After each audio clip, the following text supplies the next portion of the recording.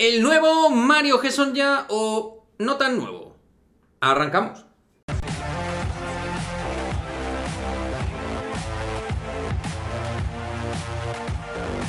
¿Qué pasa, chicos? Muy buenas, bienvenidos a este nuevo vídeo de Madridismo al Día TV, en el cual vamos con la sección de básquet y en el cual vamos con uno de los hombres fuertes tras ganar la 11ª, Mario Hezonja.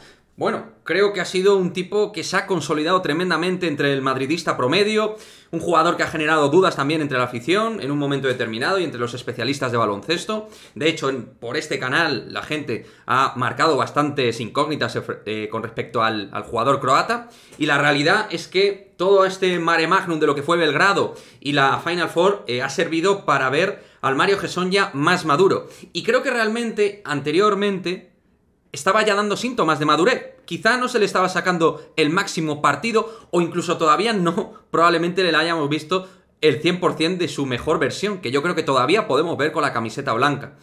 Pero la realidad es que esa madurez sí que la hemos visto. Jugador de equipo, jugador de rebote, defensa, de ayuda a los principales en un momento dado, siendo él un jugador principal para mí de los 5 jugadores más importantes de la plantilla del Real Madrid 22-23, pero que asumió un rol diferente por momentos y una posición que ya conocía bien en el Unis Kazan, de la mano de otro croata como Velimir Perasovic. En Unis Kazan tuvo que jugar al lado de distintos jugadores en el puesto de ala pivot, y lo hizo muy bien, reboteando mucho, sobre todo a nivel defensivo, y marcando ahí su quilaje, sus kilos para poder defender a tíos fuertes en la zona, ¿no? O sea que realmente en un momento donde se prestaba esa necesidad, sin Gavi Deck, sin Gerson Yabusel y sin Peter Corneli, él dio ese paso al frente para ayudar en el puesto de 4 y ser el 4 titular del Real Madrid. Al margen de que Kelly Jones saliera al principio, el 4 titular realmente era Mario Hezonja. Por lo cual, en ese sentido, creo que hemos visto un Mario que ha dado ese paso al frente para sumar al equipo, al margen de sus tiros, sus triples y su acción de talento individual para anotar. Es un hombre que no entra mucho en sistema, suele estar en el lado débil,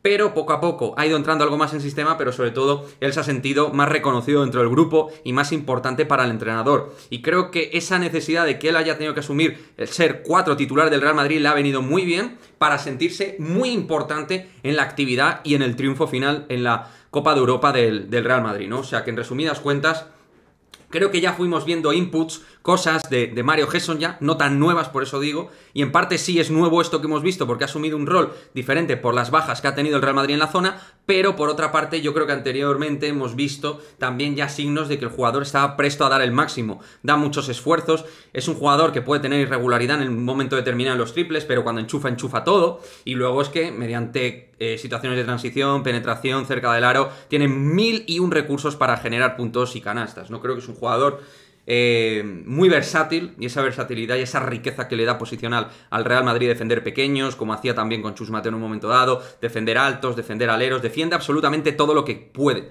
Todo lo que puede lo hace Mario, y eso es una magnífica noticia para el Real Madrid. Quería resaltarlo porque es un jugador que a mí siempre me ha encantado, que cuando llegó al Real Madrid, lo digo porque la gente muchas veces me recuerda cosas y me cobra facturas, bueno, habrá que decir que yo desde el principio apoyé a Mario Hezonja y me pareció un fichaje de manual. Otros desde el principio dijeron que no iba a servir en el Real Madrid. Bueno, yo siempre he confiado en él y aquí acertamos y nos equivocamos. Igual que la cagué con Chus Mateo, pues oye, con Mario Hezonja creo que he tenido siempre razón, y al final los datos están ahí y la capacidad de rendimiento que nos ha dado ha sido muy importante. Así que nada, chavales, dejadme vuestra opinión al respecto de Mario Hezonja. ¿Os está gustando este Mario más maduro, más de equipo, más de sumar en distintas tareas? ¿Os gusta que Mario Hezonja sea tan importante en el Real Madrid? Intuyo que sí, sea como sea, me lo dejáis aquí en el cajón de comentarios y nos vemos en el próximo vídeo. Chao, chao.